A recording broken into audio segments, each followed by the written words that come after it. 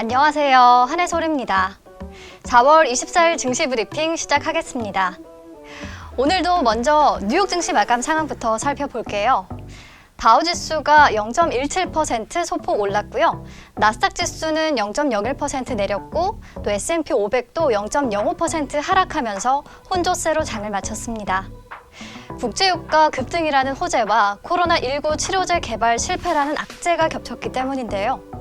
나쁜 소식 먼저 볼까요? 현재 코로나19 치료제로서 가장 큰 기대를 받고 있는 건 길리어드 사이언스의 렘데시비르입니다. 다들 한 번씩 들어서 알고 계실 텐데요. 이날 렘데시비르의 임상시험이 실패했다는 소식이 전해졌습니다.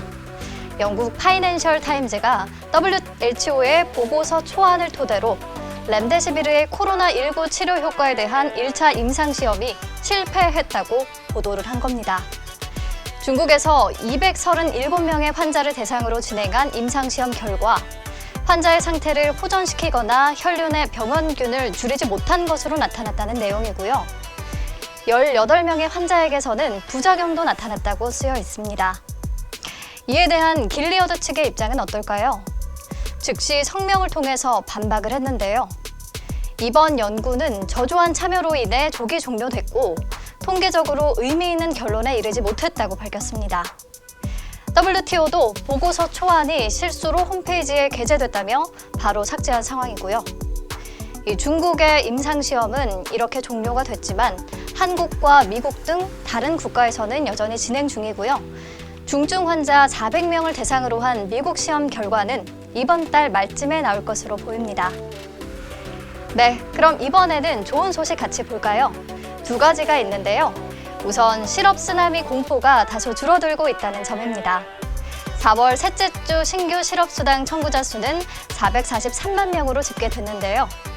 물론 지난 10년간 생긴 일자리가 불과 5주 만에 모두 증발한 것이나 다름없는 상황입니다.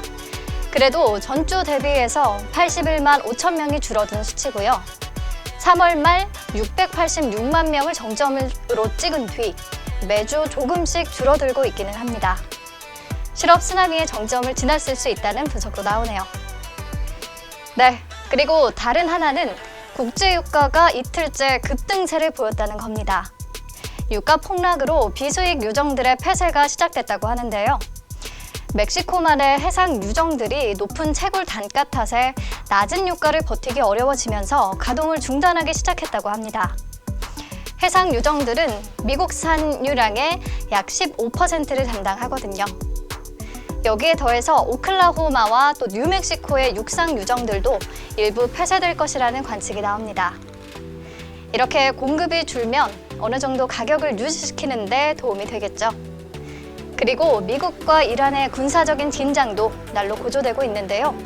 어제 트럼프 대통령이 만약 이란 고속정이 우리의 배를 성가시게 굴면 파괴하라 라고 지시했잖아요. 이에 대해서 이란 혁명수비대 또한 미국이 위협한다면 조준 사격으로 대응하겠다고 맞불을 놨습니다. 이러한 지정학적 리스크가 유가 급등에 이렇게 한몫을 하고 있네요. 네, 현재 시각 오후 2시 22분 지나고 있는데요. 1900선을 다시 회복했던 국내 증시, 뉴욕 증시 혼조 여파로 조정을 받는 모습입니다. 코스피와 코스닥 모두 1%대 하락세를 기록 중이고요.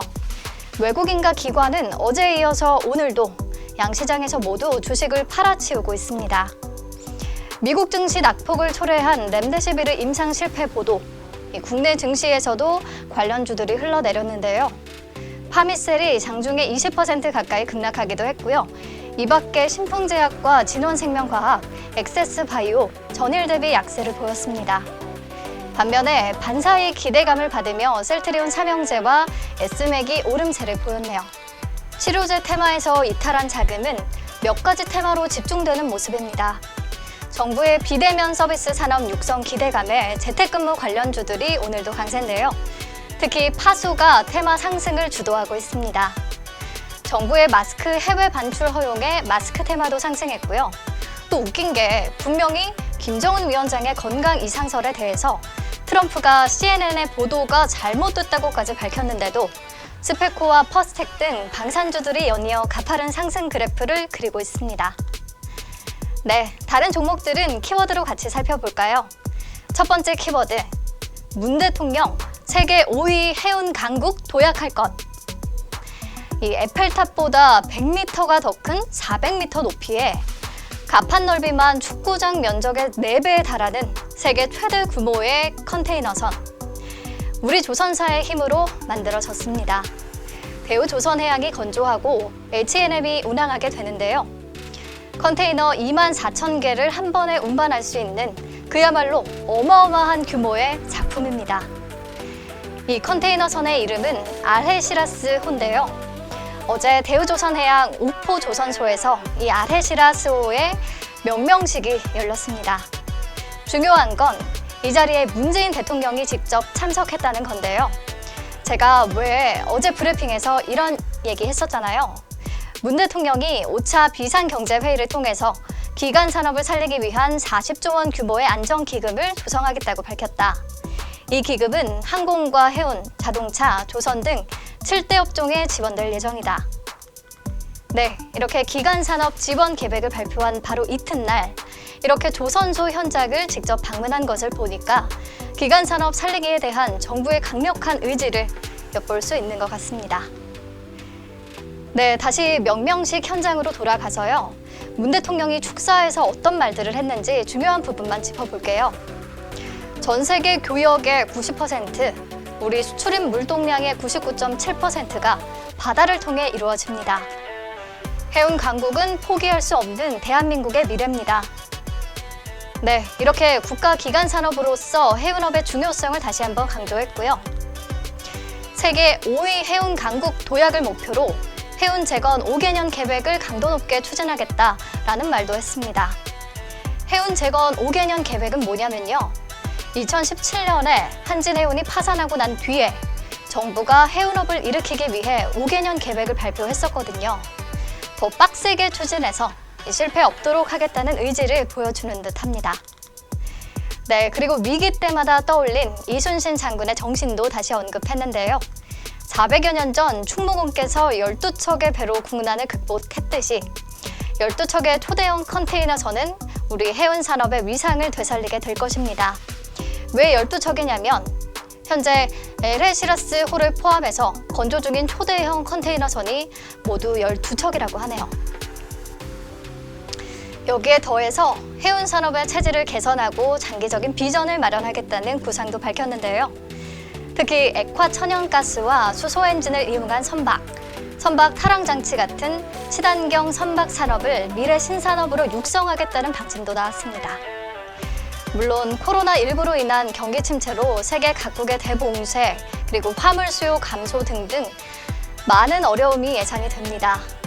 그래도 정부가 모든 가용수단을 동원해서 반드시 헤쳐나가겠다고 의지를 밝힌 만큼 세계 최고 수준의 우리 기술로 만든 대형 컨테이너선들이 유럽과 아시아를 오가면서 수출 최전선에서 활약할 수 있기를 한번 기대를 해보겠습니다. 오늘 이 같은 소식에 장초반 펜오션, 대한해운, KSS 해운, H&M, 이 해운주들이 모두 오름세를 보였는데요. 9시 30분을 넘어가면서 시세가 대부분 가라앉았고요. STX 혼자서만 상한가 근처까지 치솟은 모습인데요.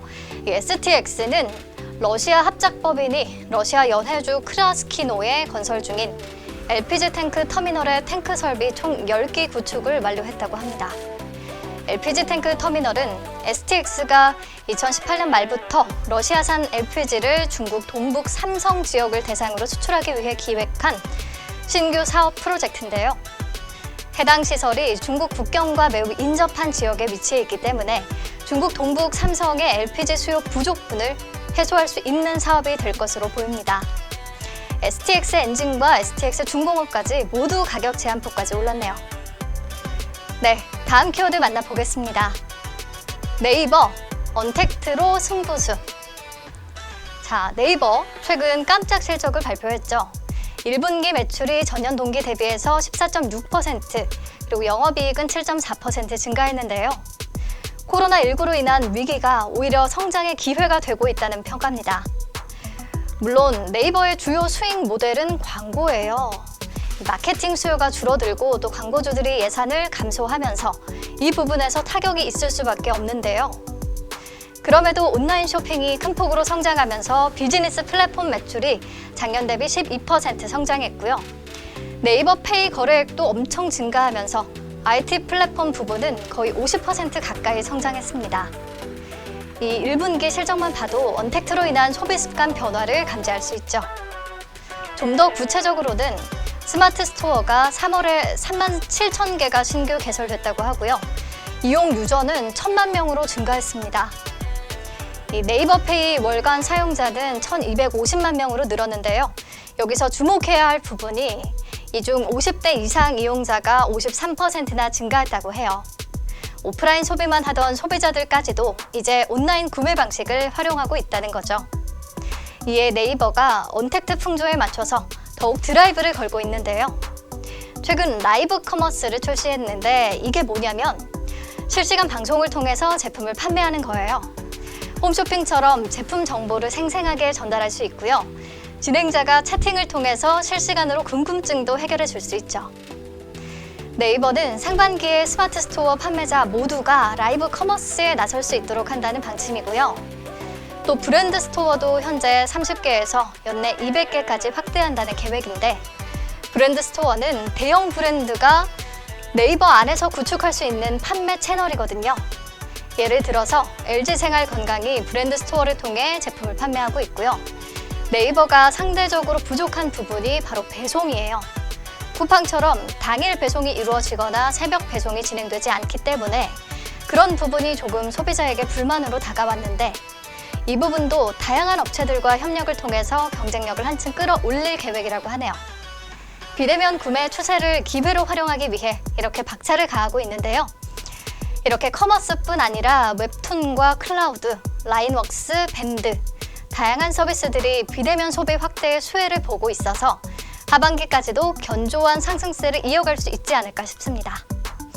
현재 주가 수준 너무 부담스러운 게 아니냐 하시는 분들은 눌림목 줄 때 기회 노려보시면 될 것 같아요. 네, 오늘 브리핑 여기서 마무리하겠습니다. 날씨 때문에 좀 쓸쓸한 한 주가 아니었나 싶은데요. 다음 주에는 따뜻한 봄 기온을 되찾는다고 하니까요. 화사한 마음으로 다음 주에 다시 만나요.